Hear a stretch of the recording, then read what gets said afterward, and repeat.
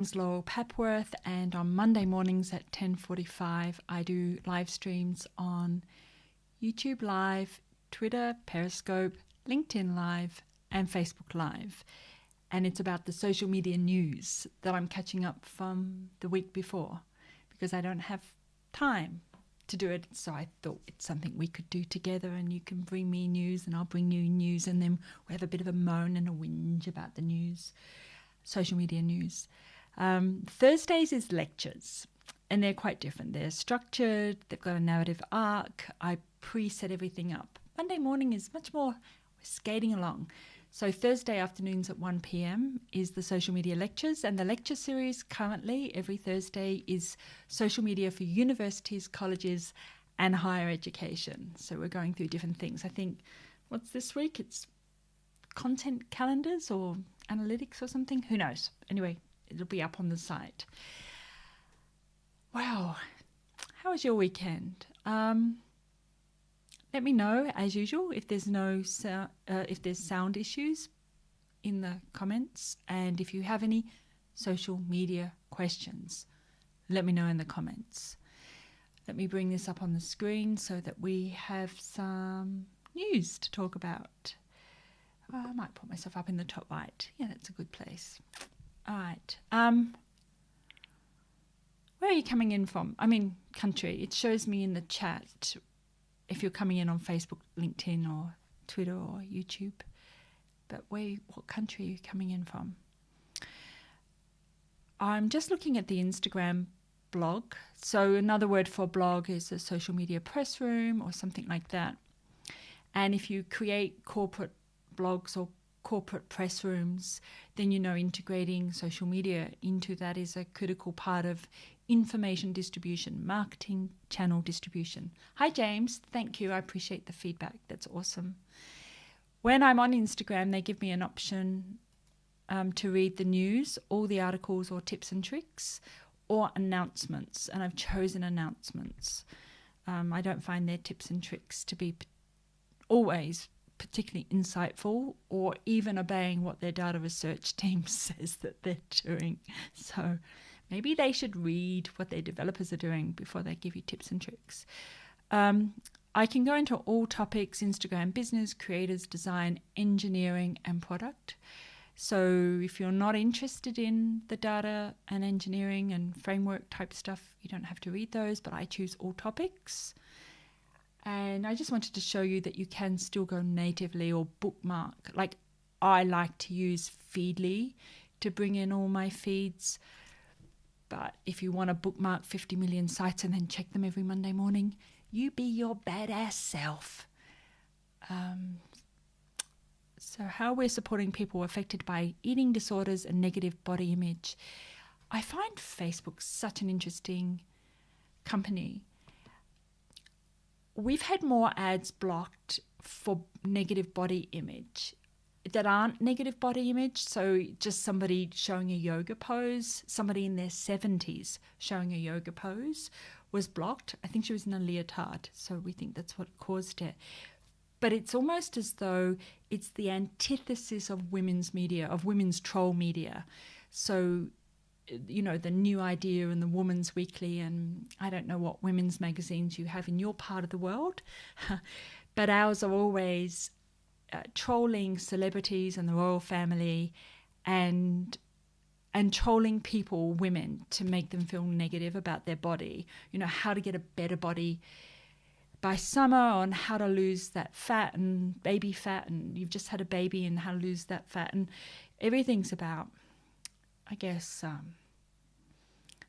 not supporting women. And here's Facebook, and it's Facebook/Instagram, really going after that messaging. It's so interesting to me that these platforms are becoming the new regulatory. So media regulations have let us down, and I can't even begin to tell you in how many ways media regulations have let us down. And so now, Facebook's stepping in and regulating us around politics, around body image and advertising, around all sorts of things. And Twitter's regulated world leaders around political statements. So it's as if and this often communities do this in the absence of regulations. Regulations form social paradigms. It allows the community to know what's in the community, what's outside of the community. So it's an important part of community building. And if you look at social psychology or anthropology, you'll often see from native tribes through to sophisticated Wall Street communities, they build these rules and regulations, codes of conduct. We call them rituals and rites of passage. So Facebook's changing the conversation. They're introducing new ways to support people on Instagram who have been affected by negative body image or an eating disorder, surfacing more expert. This is about authority ranking. It's part of the algorithm. Expert-backed resources. So if you are putting stuff up online, make sure they're expert-backed, because you'll be surfaced in the algorithm more than saying Joe blogs down the road or my next door neighbour said. When people search for eating disorder-related content and they're collaborating with community leaders, influencers maybe, to help them create and share positive, inspiring body image content. One of the reasons I wanted to bring this up, first of all, in social media news, is because the two communities of Instagram versus TikTok are diametrically opposed. And Instagram's about being your best self. It's about showing off your best body image. It's about photoshopping every pimple, every mark, every line, every roll of fat out. And it's all inspo. So it's about being inspirational. And I'm not saying that there aren't positive body image accounts on there. In fact, the girl from The Good Place, I've forgotten her name, not Kirsten, the other woman. She has a fantastic account on Instagram that's about positive body image. And TikTok is the opposite. TikTok is about be your goofy self, be your silly self. People putting up lots and lots of themselves dancing around in their underwear, and they're just classic mums with mum bodies. So it's almost as though Instagram developed from this influencer. I've got to be an influencer. I've got to be perfect. And TikTok developed from the how stupid and goofy can I be? And it's interesting that TikTok is so popular in Australia, because part of our paradigm culture is to celebrate being a dick, basically, I think is the term Australians use. And if you look at the Washington Post on there, you'll know what I'm talking about. They just muck around like you would not believe. So the Butterfly Foundation in Australia, Beat in the UK, National Eating Disorder Information Centre in Canada. Jamila, thank you, Francis. I love her, me too. What's Jamila's account on Instagram? Body image, something, I don't know. I Weigh, that's it.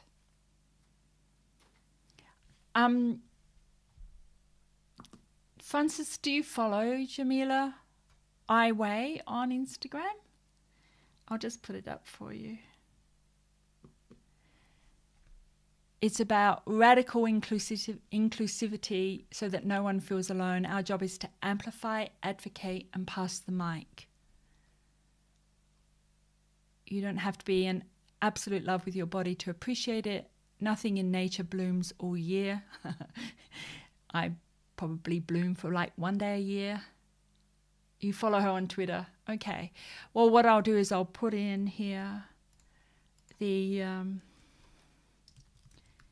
Jamila, and that's an at I_Way. That one there, I think. This should go out on some of the platforms, but I don't know. It went out on Periscope and it went out on YouTube. I don't think it went out. Oh, it did. It went out on Facebook. Yay! I'll show you what I see. It gives me little ticks. Oh no, it's not showing you what I'm seeing. I wanted to show you. I'll have to take some screenshots and put them up when I do a how I Zoom to multiple platform live stream. So on Twitter, let's just go to her on Twitter. Jamila Jamil. Jamil on Twitter. There we go. Feminist in Progress. Oh, and she's got the I way up here as well. Cool. Okay, we'll follow her. And I think I already follow her on Instagram. So that's good. I'm so pleased that Instagram's doing this. Instagram and Facebook, I wish Instagram hadn't let that sort of inspo body in language take hold.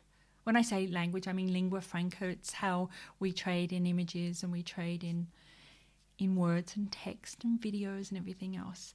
And I wish that Instagram had not allowed the positive body image to take hold to such an extent that it became overrun with beauty influencers and fashion influencers. I personally stay away from Instagram. It feels like it's not my place to be. And it's partly because I dress to please myself and I try not to buy into the things that comes under inspo. I don't find them inspo. Your inspirational posts about your body have inspired me to unfriend you, kind of approach to that kind of thing for me. What I have been tracking, and I know we're slightly off tangent with social media news, but you'll find this interesting, stick with me, is I've been looking at people who would not get a look in, would not get a say in traditional media, in heritage media. So there's a blind woman who does makeup on YouTube, makeup, fashion and interior design, which I find fascinating. She's showing how she navigates a very visual medium and she creates videos on it, and yet she's blind, legally blind. There's a guy who has a wonderful channel on YouTube. If I find their names, I'll put them in the blog post. It's going to take me a little while to find them and put them up. I should have thought of this before, but this is the thing with social media news, is we get to go off on tracks. But there's a guy that has a big birthmark on his face, and he runs a popular tech channel, taking us through all kinds of technology things. And after a couple of minutes, you don't notice the birthmark. But I sort of think, wow, he would not ever get a show on TV, or they'd be covering up part of his body if he did. There's the lass with Down syndrome, and there's another one. There's just, it's the democratization of media means we don't have to comply to the body image, the non-inclusivity of heritage media that take one look at you and go, oh, darling, you have to lose a few pounds if you want to host this show, or you want to do this, or you want to do that. I remember being asked to co-host a morning show on TV, and I met with them and talked to them, and the director or the producer said something to me, oh, well, at least body-wise you fit. Wow, that's awesome, awesome. And another one, would I co-host a business show? But they didn't know who was going to be the host, but it would be a man and he would lead. Didn't matter who it was, but it was going to be a man and he would lead. And those kind of things are thrown out the window. That was a traditional show.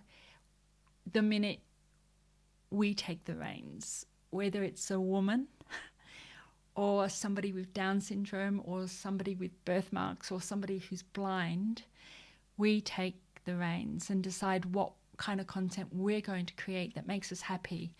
I mean, a blind person creating interior design and makeup looks, it's how awesome, fantastic. Yeah, Francis, I would too. Anyway, enough of the rant. Let's get back to sharing the screen. So there's something for you to read through, if that's important to you. Feedly, what do we have here? I went into vendors and I saw something on Facebook for developers. I haven't had a good look through.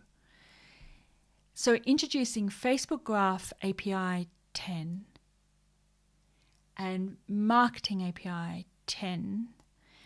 Facebook Graph, we used to be able to dig into the graph and see how our page was affected by different data sets, and they kind of hid all that stuff. But you kind of want to know this is where the social graph comes from, and the connectivity and the ranking from the content provider and the content distributor. So the person who creates the content, the person who distributes the content, the keywords, semantic, sentiment, all the other data sets are fitting into here. The marketing API is pretty critical. And I know this sounds very techy and geeky, but listen up, marketing people. The first thing is your tools like Hootsuite and Buffer App and Sprout Social and Latergram and whatever else it is that you're using. It's still called Latergram. I think it's called Later now. They have to comply when there's news about this sort of stuff. So this is from February the 24th. If they don't, your tool suddenly stops working. Okay? So if you've ever gone to post something on Instagram and you've scheduled it and it didn't appear, it's because the tool that you're using is no longer complying with the API and therefore it's being blocked. The second one, which I haven't had a chance to look in, like I literally loaded it up 2 minutes before we started. And I went into my app dashboard. So you can go into developers.facebook.com/apps and you'll see all your apps. And some of the things that will stop working. One is Facebook comments on your website. So I removed native comments in WordPress and I put in Facebook comments. So when people left a message on my website, it posted on Facebook. And you can, bring in Messenger and comments for your page or whatever it is you want to do. So that has to comply with the new changes. Another one, which I haven't explored, but I believe is part of it, is pixel remarketing.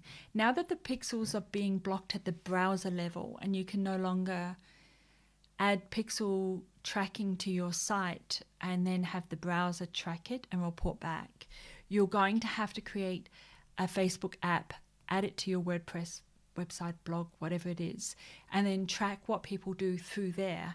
And then you can retarget Google ads and Facebook ads and any other LinkedIn ads, whatever you want that uses pixel tracking.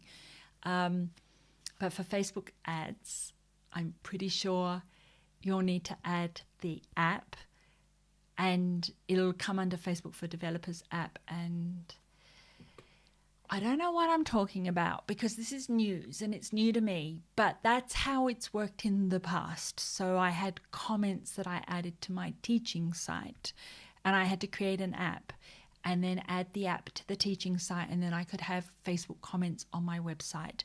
And so I'm going to have a bit more of a look at this, but it won't be covered in news. I'll probably do it somewhere else, maybe under a lecture on Thursdays as a walkthrough. If that's something you're interested in, let me know in the comments. If it's not, I'll just do it for my own sake. What else do we have here? So we've got the Instagram one, Facebook. Let's see if there's any other news from Facebook. The real story of what happened with news on Facebook in Australia. They should say the Facebook version. Facebook announced it stopped sharing the news on its service. I did a lot of overseas press, mostly in the UK, about that. So this is the VP of Global Affairs. The last announcement was from the Australasia CEO. I think it's the Australian and the Southeast Asian theatres. Is he based in Singapore? I thought the CEO for Facebook moved from Australia to Singapore. I could be wrong.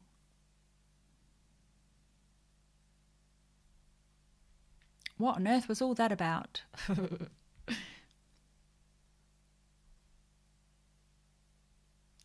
It's the publishers themselves who choose to share their stories on social media. It's true. Or make them available to be shared by others. That's why they have buttons on their sites encouraging readers to share them. I said that. I even went to, I think it was The Guardian, and showed the buttons. And if you click a link that's shared on Facebook, you're directed off the platform to the publisher's website. So in a way, Facebook loses their ad revenue. Unless the publisher signs up for instant stories. Instant articles. I always get it wrong.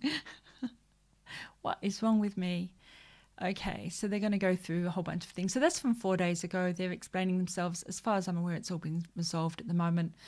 All my people who lost things, lost their pages, sorry, waffling, lost their pages, have now been reinstituted, republished, something.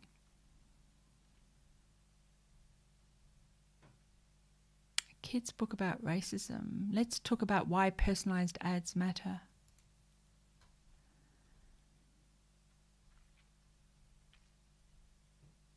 So personalised ads look at everything that you do. Your credit card usage, you checking in at the gym, your supermarket purchases. And then it creates personalised ads about that and your Google search and your YouTube search and your eBay search and all the rest of it. Now, if it was just ads, I would say, okay, we're simplifying Ads Manager to make it easier for small businesses to get started. Waiving fees for businesses selling with the checkout on shops through to June 2021. And no fees on paid events until August 2021. Restaurants have been particularly hard hit. Added a new menu tab on pages so businesses can upload their menu directly to the page. Oh, thank God. If I see one more black background menu that you can't print up and hand around the office because it all ends up just black with dark grey writing on it. Like, seriously, Canva, stop putting that one at the top, because that's the one people log into Canva, the free version of Canva. They go to menus, they see a Canva template there that's black and dark grey, and they fill it in, and they don't think for a second that people want to publish it or print it on white paper and just pass it around the office and go, do you want the steak sandwich or the hamburger? Yeah, reinstated, James. Thanks. Australian is my second language. English is my first. Let's see. You wouldn't know it, though. What else do we have here?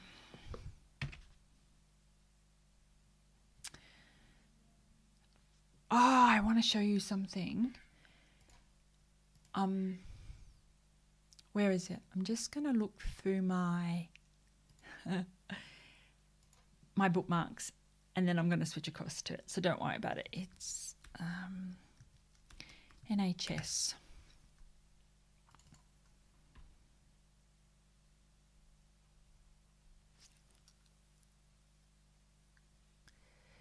Not that one. Bookmarks. Do, do, do, do, do.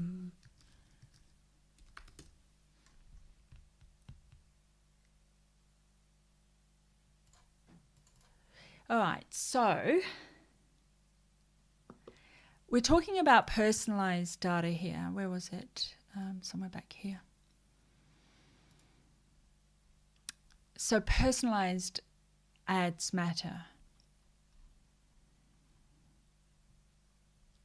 And I just want to talk to you a little bit about personalized ads and the data, the big data that's collected. And I'm going to mention this a number of times over a number of videos, but in the UK, in 2020, the UK government, the NHS, National Health Service, same as the Department of Health here, I guess, sold millions of patients' medical data to the US drugs giants after wrongly stating it would be anonymous. So, please go away with those overlays. When are we going to block the Daily Mail? Although in this case it's useful. The Department of Health and Social Care has sold medical data of millions of NH patients to American drug companies. Do you think the drug companies are using this for good, or do you think they're using it to put the prices up of drugs? Question. And then another one. The Australian Health Authority believed it had anonymised a data set of patient histories, but academics were easily able to unscramble it. And by academics, they mean they just got a bunch of kids in a uni department. Okay, not kids. A group of computer scientists from the University of Melbourne conducted an encryption attack on the scrambled provider identities in the data set and were able to easily unscramble them. Interesting. And then we go to NHS sold UK something in the news. The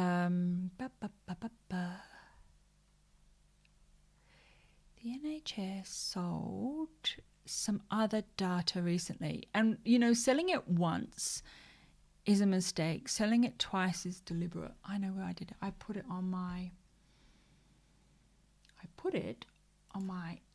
Safari. Ask me why. I have no idea. So if I go into my bookmarks here, no. Just a second, I think it might be on this one. This is the nature of the beast when we're doing a live, because I am not willing to pursue my thought processes. I don't get time to do this any other time. So you're coming along for the journey. And we've got here monitoring. And then we've got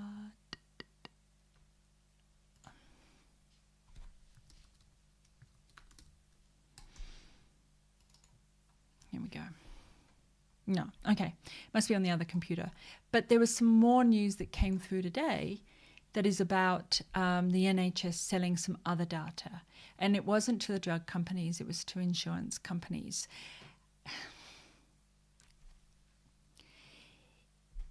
There's a big move at the moment for all of our health data to go online. Australians rejected it under My Health. Australians rejected it under the National Identity Card, but the Department of Customer Service is still forging ahead with bringing everything in. So they're now looking at migrating the Blue Book, which is the one that records your children's vaccinations and things like that, into the online app. An online app that was not approved even for the COVID stuff, did not in the end make a huge amount of difference because it was too hard to get it through the regulatory of each state to do proximity-based tracking. The Department of Health was hacked. The Department of Customer Service has been hacked.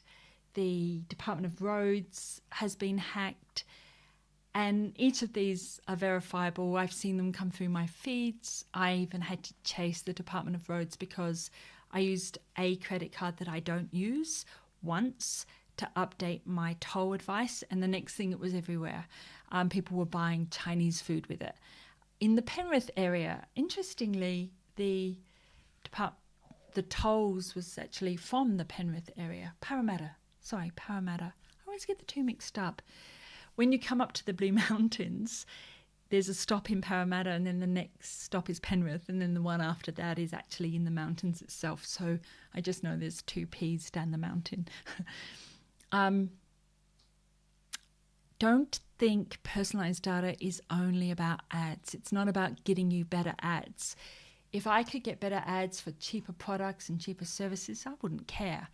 It's knowing that the data is going to medical insurance, that it's going to Telstra Health, it's going to these, and it's going to Quantium and the big data companies who are then making decisions or helping other companies make decisions. So banks, for instance, decide if you're going to get a credit card, a mortgage, refinance, business loans based on your friends and your social graph, based on their expenditure, their payback ability. And that's actually through a German big data company, but as far as I know, the Australian ones have caught up with it since then. It's not just better advertising. Please believe me on this. Anyway. And Facebook's not the culprit. Facebook is just one of the cogs in a big data wheel. Really big. Really, really. Like if you think of big data as being too much data, and it's where you, the sum total of you, is made up of your school grades and whether you paid your Visa card online on time, whether you've been in the same building that an oncology specialist, an oncologist is in. All of those things come together to tell a story about who you are and where you're at currently. And Facebook in particular have an algorithm that's artificial intelligence. It's like the Matrix. And it's about behavioral predictions. So it's making a prediction. If you go to the doctor, then you go to a hospital, then you go to an oncologist's private quarters, and your phone is tracking you in those places. So it's phone and check-ins and other credit card usage, your Medicare or whatever cards you're using. Doesn't Woolworths / Quantium have a share in Bupa? Can't remember. But all of that goes together to say you might have trouble with your health insurance in the future. That's all I'm saying. That's all I'm saying. Might. Preventing child exploitation. What else is news? Where are we up to? We're at 32 minutes. I don't know we're going to see much more today. Let's just have a quick look at Facebook AU. 5 days ago, no. Facebook's shocking. Why can't they give us more? 2021 Mardi Gras viewing party grants winners. Did you know that Facebook said that they can predict that you're going into a relationship with someone after 21 days and that it's frequently before you know you're going in a relationship with someone? That's what I mean, scary. The press room, same stuff. LinkedIn, what's LinkedIn been up to? German. Oh, I know what we can do. We can go to the video. Vendors video. What do we have in this one? So what I did here is I pulled into Feedly the YouTube channels of YouTube, LinkedIn Learning, Buffer, Hootsuite, Sprout Social. I don't know. Lots of them. Twitter. What's Twitter saying on YouTube? December the 16th. They're not doing a lot on video. And, you know, Twitter's not a video platform, which is why they're killing off Periscope. And they're not really going to give us tools for Twitter Live, as far as I can tell. That reminds me, I don't see Twitter, LinkedIn, Facebook and YouTube comments come through my chat. But as far as I'm aware, Twitter and Periscope don't.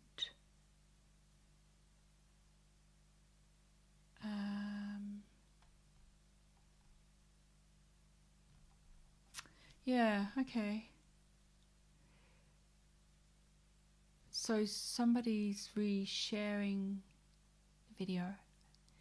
And then when I go to Periscope, I know you can't see this, don't worry about it. And my other issue is sometimes LinkedIn doesn't come back in till later. Yeah, never mind. Hi, LinkedIn. What do we have over here?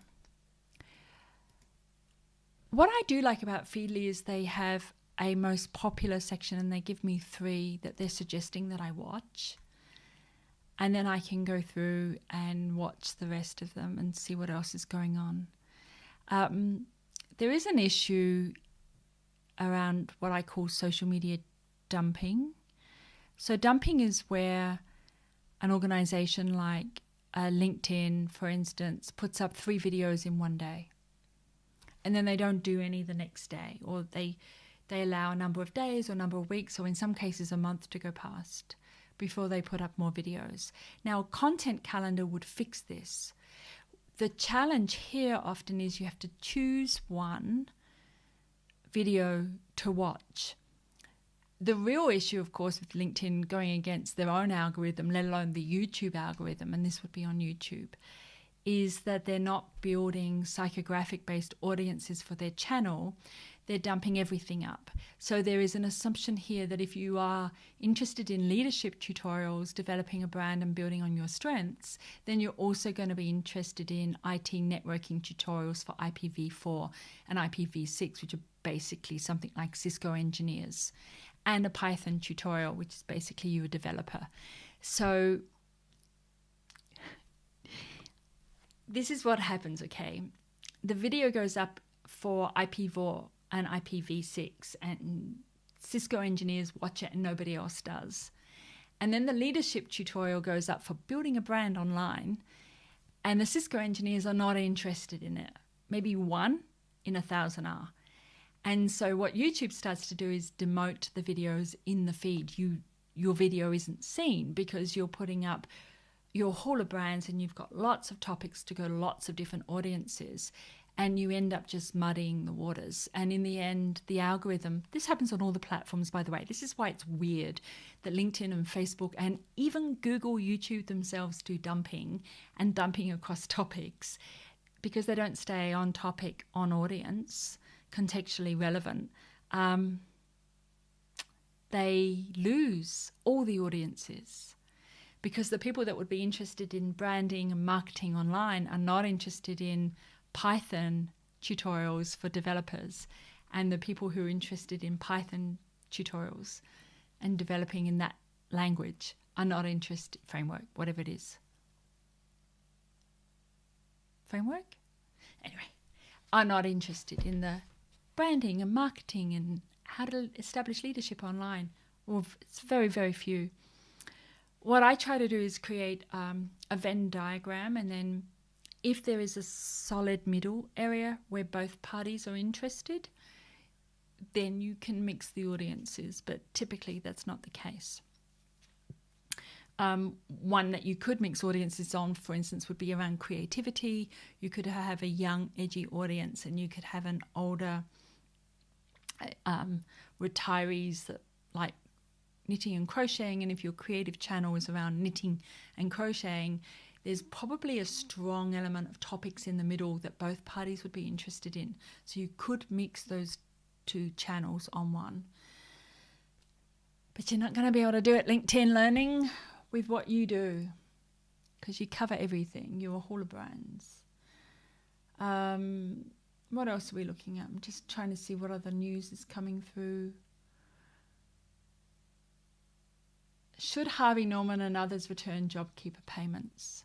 Don't talk to me about Harvey Norman. They blocked me, and I wasn't rude. I simply pointed out that I'd been given incorrect information in the shop, which forced me to do another 2.5-hour trip there and another 2.5-hour trip back to replace the thing, because the guy wouldn't look it up online, and they blocked me. I thought that was a bit unfair. By the way, it's also illegal. Regulations say if you allow positive comments to exist, the advertising ASB regulations say you must allow the negative comments to exist. I wasn't abusive. I wasn't even that critical, but they just go through and block everybody who tags them with anything that they don't agree with. So anybody who wants to go after Harvey Norman and explain to them the regulations, go for it, but they block me, so I can't. Yeah, the truth was inconvenient. Here's the thing, right? they miss out on so much, because by blocking, I'm not saying they're not monitoring. You can block people and still monitor. I do it all the time. I block people and then monitor what they're saying. But it's if they're not monitoring, then there's a shitstorm waiting to happen. And, you know, and journalists could get hold of some of this stuff and then run with it, and they won't know about it until it's on the front page of the paper or on, what's that show on TV where they're always chasing executives down the road, shoving microphones in their faces? Not 60 Minutes. I agree. Feedback is an opportunity to improve. Or not. But I like the feedback because I want to know what people are expecting from me. So I might not change. Like, so if somebody says, oh, Laurel's social media news sessions, they're not like traditional news that are, you know, 2.5 minutes on every topic and she needs to tighten all that up. And I'm like, no, I've explained what the rules of engagement are. I'm exploring stuff. I'm ranting about stuff. I'm doing whatever I want. And if this doesn't suit you, there's plenty of channels out there for you. But it's good to know that people are saying that, because it does mean that there is a need in the market for that kind of thing. And I've noticed that quite a few of the news broadcasters that are doing similar things to me, but they're stateside, not social media, more on progressive politics, they go back into their videos and they take little 2-minute, 3-minute nuggets out. I'm going to call them nuggets, and repost them during the week as part of their content calendar. So, you know, I guess in a way I am looking. ACA, what's ACA? Not a country practice. A current affair. James, you're brilliant. That's exactly what I was thinking of. Sorry for yelling. Yes, a current affair. They're the ones that chase people down the street. So what happens with journalists is that they're hunting on LinkedIn, on Facebook, on Twitter, on YouTube, wherever. They're using big data for the trending stories. And then they're identifying if it bleeds, it leads, and then going after it. So as an example, I have the Facebook feed for, are they called recalls? Yeah. I know I'm waffling. That's the whole point of this. If you've just joined us, hi, my name's Laurel Papworth and I waffle. Monday mornings is social media news, me catching up on the news and me making tangentially very loose connections between topics and stories as my little heart desires. So I take the RSS feed for this and I put it into Feedly. I think I've got it in Feedly. Oh, it doesn't matter. We're coming to an end now. I don't want to spend time doing that. And I search the recalls to see if my clients or the industries that I'm working in or whatever are showing up in the recalls. Because if it's here on the government recall site, particularly if it has anything to do with food, specialty sweets, Laria, Aldi stores, herbal infusion teas, nut company, Metagenics. I just bought some Metagenics today, but not that one. I got the magnesium. But you know, if there's anything on here for children, I was thinking Prancing Pony would be for children, babies, but then I realised that it's an apple cider, which could very well be alcoholic, so I'm suspecting it's not for children. Marble tree that fits large balls. I'm assuming they're Lifix. I have Lifix stuff. See, it's a good idea to keep on this. Keep up to date here anyway. What I wanted to say is, if you see anything for babies and kids, particularly around toys that they can swallow and stuff, you'll then see a tweet coming out or LinkedIn or something, ask from a journalist saying, have you bought this product recently? Can I interview you? And the next minute we have an ACA story that's built out of recalls of products and what could be going on. Dollies. I don't know. I love kids' toys. What can I say? Right. So yes, take the productsafety.gov.au/recalls link, put it into your monitoring dashboard like Feedly or something like that. Check it every morning. And if your product or your competitor's product are there, you're in for a shitstorm.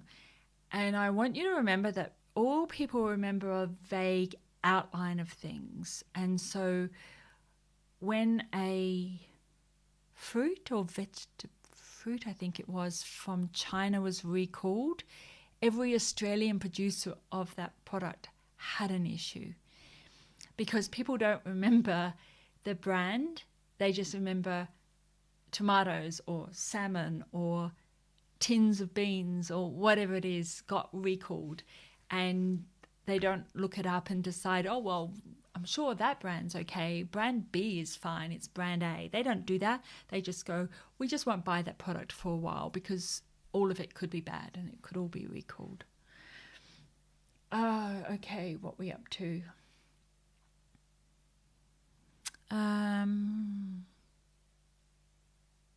It's all been a bit boring.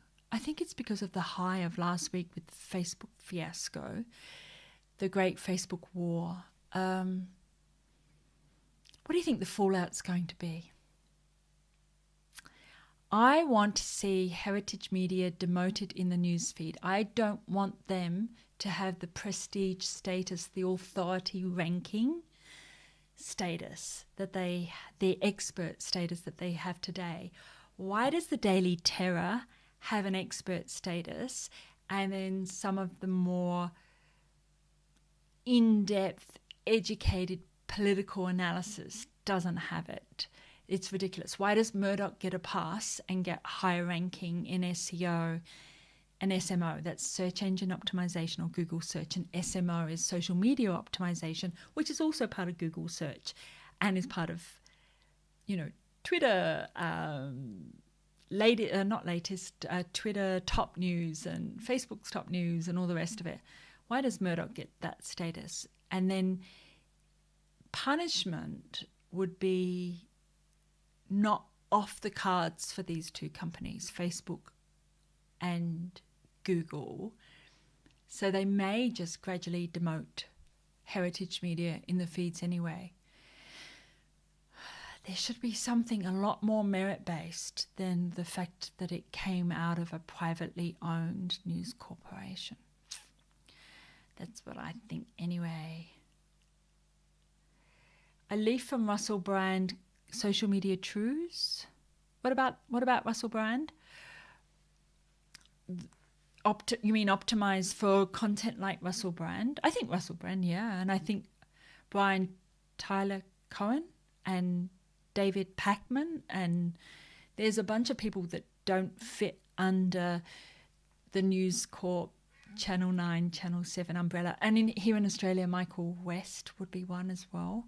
And who do you like for news, political news, or really any news that's not the heritage media, the big boys? I wonder actually whether Mamma Mia gets the same ranking that News Corp does. Actually, I think she does, but hers is based on merit and traffic and engagement times, not given an exclusive status. Should annoy you. It should annoy you that those heritage companies get the protection of this protection racket with the government. And, Google paid money, and they paid money, some of the money for the delivery of news, and then some of it we don't know what it was for, black-hatted. So it means to me, that's extortion. That's protection money. I'll give you $100,000 if you shut up and go away, or I'll give you $33 million if you shut up and go away. Doesn't matter how much it is. Of course, the more money it is, the more legal it is. Regulatory is not here to protect you and me. Can I just say that again? It's there for the government to protect the people who write positively about them. You need to understand that. That's why Facebook and Twitter and the other platforms are doing regulatory.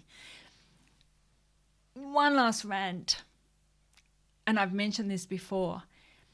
there has to be truthiness in advertising. There has to be truth in advertising. You cannot advertise something that's incorrect, inaccurate, and known not to be truthful, unless you're a politician. Politicians are exempt from telling the truth. So it doesn't matter if it's Trump or ScoMo or Queensland knobby heads, doesn't matter. They can say what they want in advertising because the regulations don't regulate politicians. And if you don't believe me, go and Google it and put in ABC News, because the ABC News did a thingy on it. All right. I think there was mostly rant, a little light on the news. Should I apologise? Nah.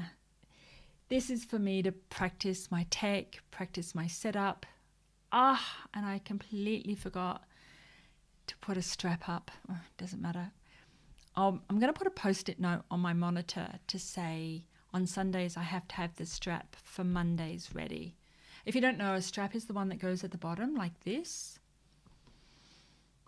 Oh no, where is it? I haven't got it. Anyway, it's a strap that goes at the bottom, and it says my name, and it says where I am, or it says what the segment is, or whatever. They have it on professional news broadcast shows, and I forgot. All right, now I do feel ashamed. I'm going to go. Gary Hayes, studio walkthrough coming up. A lot of people have asked for that. I was surprised at how many. So one of the things I can talk about is my green screen. Magic. I should use that as my thumbnail, like that. By the way, this photo is by Gary Hayes. I nicked it. I'm allowed to. He said I could use it after I'd nicked it. Waffling now. Thursday, social media for universities and colleges and higher education, 1 p.m. Bring your questions.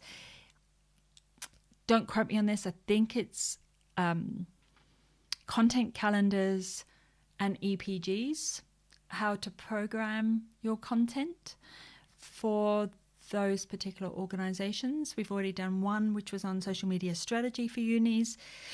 And then last week was social media tools, particularly monitoring dashboards. If you're interested in those, they're on my website. I've got links to them freely available: YouTube, Facebook, LinkedIn, Twitter. And thanks, Gary. Gary says he's going to license the photo to me for $250 per show. All right, the check's in the mail. The Bitcoin is in the mail, the Dogecoin. And if you don't have to be with universities and higher education to watch it and understand. I just need something as an actual example, because otherwise it becomes very fluffy. Or if you're here, you do this. If you're there, you do that. And I really want to, in a sense, almost do repetitive information. It's not repetitive because it's slightly different for each industry, but make it really pointed to that target audience, because certain tools you use for government are different than you would for unis, or how you do advertising for a hairdressing salon is different than how you do it for unis. So Thursday 1 p.m. Sydney time is the university lecture series. Mondays 10:45 a.m. is social media news and rants, this stuff. And you can ask questions and participate at any time. Send me messages through. I don't really respond to private emails or private phone calls very often, and that has to do with the fact that there are so many of them. Like, my phone goes all day, my emails are coming in, just a quick question, can you just explain this, or I've forgotten how to do this. However, when I receive that information, sometimes what I do is I create videos on it, so that if I answer it for one person, I answer it for everybody. So I don't do one-on-one stuff unpaid, and I think that's fair. If people want to book a Zoom session with me, I'm happy to walk through anything with them. But for unpaid, if I see something, I may not respond, but I might do a video on it later to explain it to everybody what this means. It's useful in that way. All right. I don't have any Zooms today, which is one of the reasons I'm in my T-shirt. Nuka-Cola. It's from a game. You didn't need to know that. It's not Coca-Cola. It's a version of Coca-Cola that's in a game.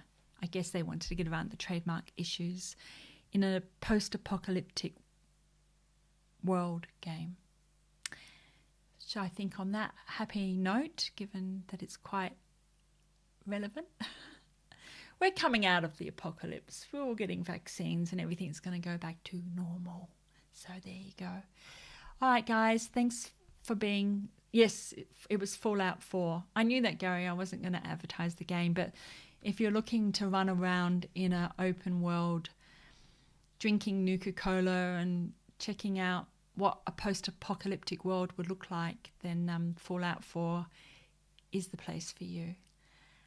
And, yeah. Thanks, James.